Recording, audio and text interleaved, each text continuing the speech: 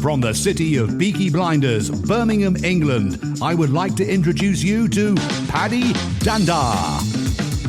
As the world becomes more automated and the robots take over, it's imperative that we build the right human skills for the future. So pull up a chair, grab a samosa or two, and make yourself very uncomfortable. If you had to bring, one superpower to this episode, what might that be? One is what I might bring. The other is what the book or Bezos or Amazon or what I've learned might bring. And they're sort of intertwined. Mm-hmm. I think one of the questions I still ask is, why hadn't somebody else already done what I did? And why me? Right? I mean, kind of insurance risk, kind of a side thing. How did that fit? And actually in the book, I call Bezos the master of risk, because I believe he has this intuitive way of thinking about risk as a strategic strategy, right? Understanding that you have to take risks to grow and that they're not all going to work, and being willing to, as he says, suffer the consequences, waiting for that big payoff. But what is it that I was able to see? Well, I think some of it is, again, I'll talk about what I think, and I'm not sure I'd call it a superpower, but I think it is something I have, an ability I have to actually read through, right, at the time, probably, what was it, 20 different shareholder letters, and not just read them, but extract out of them information that I think is helpful to people. So I put that in the research area, and it is something that I enjoy doing. Something I've done over my career, right, is read up on different technologies, early days, right, like websites and using Facebook to sell insurance and all those kinds of things. But looking into it and then being able to see what are some of the core principles, core ideas that people might be missing or not understanding, and being able to explain them in a non-geekish way, if I may phrase it like that. So, I think that's something that I certainly bring, at least to what I do, and why I brought it to the book. And, certainly the book has had some success, surprisingly to me. I mean, here in the U.S., Wall Street Journal, USA Today bestseller. I hesitate there. It's been transcribed into, I think, currently 16 languages, and 2 or 3 more are on the way. So wow. Internationally, it's resonated with people in what I think is a surprising way to me, I guess, as the author, the one who came up with the ideas, and put them in a way that I hope are consumable and useful to people. What an amazing story. I mean, you talked there about your sort of interest in the topic and then willingness to go and start researching and analyzing. I mean, if I were to summarize all of that, having that curious mindset. Mm-hmm. I think, yes. I am curious. I like learning new things. I like exploring, and that's just a part of who I am. And it's amazing how you've sort of connected the dots here, because there's a background of technology. You mentioned about risk as being something you would look at day in, day out as part of your insurance sort of profession. And, bringing all of that together in such a unique way on a subject matter that is, at the forefront of probably everyone's minds, is how do we continue to innovate? What can we learn from some of these other amazing organizations? And Amazon's a great example of that. And so let's look at that in a little bit more detail. I guess to develop that curious mindset, if somebody was out there who were sort of thinking about, well, hey, I would love to do more on that front. I would love to do more research. How do you do that? Like, is that something you are just born with? Is that something you build over time? I think it's both. I think there certainly is an inclination that somebody has. I've always liked to read. I've always been curious about different topics. And really the last 25 years building my small business around that ability to consume information. One of the things I get asked all the time is, how do I read so much? Or how do I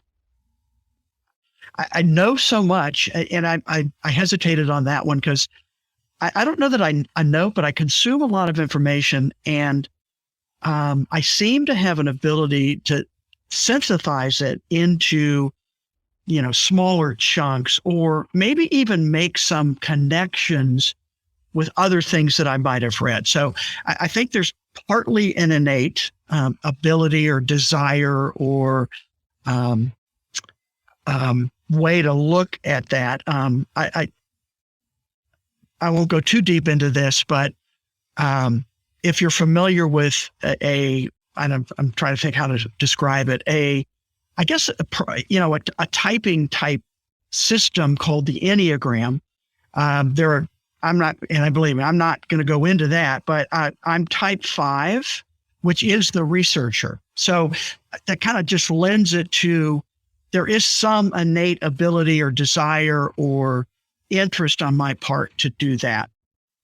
I think for others, it's that curiosity can help drive and grow that. So what are you curious about? I think one of the tools maybe is I have a pretty wide ranging interest in reading, from books to articles to, history to lots of different things. And again, I get asked, how do I consume all that information? Well, I've honed a process that I think I can look at an article online, a blog post or something, and pretty quickly tell if it's something of interest or not.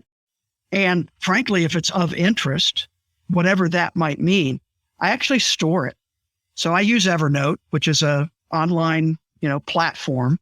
And I probably have, I haven't looked lately, but I probably have almost 50,000 notes, be they article clips and so then when I have an idea, I can do research, right? Find out, okay, what did I capture? I remember reading something about this somewhere, and then being able to find it, bring it into an article that I might be writing and use it to flesh out some of that. So some of that's trained, right?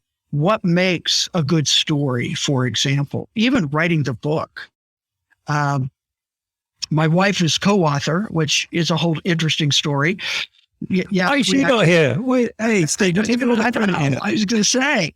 Well, she always says it's all my ideas, but if you enjoy reading the book, that's her superpower. Actually, marvelous editor, marvelous strategic book coach, thinking how to put a book together as somebody actually wants to read and to finish. And so we're still married. That's also another question I get, right? How do you write a book with your wife? And I said, I trust her implicitly. If she says it doesn't work, it doesn't work. In fact, we had a few of those along the book writing journey, but understanding that, and I've understood this for a long time, I think that stories are what engage people. So the more you can put a story around a concept or an idea, the better people remember it and engage with it. So that's a bit of a rambling answer there, but I think there are kind of different components. And I'll bring it back to Bezos. I think one of the things that fascinated me, my early phrase was Bezos hid in plain sight his plan for growing Amazon. And he was freely talking about all these things, right? High velocity decisions and successful failure, and why risk taking is a key, and why inventing is so important, and long-term thinking, and all kinds of things that every one of these principles talks to. I think he himself wanted to help other business owners. And he did it by the way he wrote those particular letters. And so I think that's fascinating to me also. Wow. Amazing. Thank you so much, Steve. I think there's just so many golden nuggets in there. I myself, I wish I was a bigger reader. I'm one of these people, I have best intention, and there's a few books behind me there.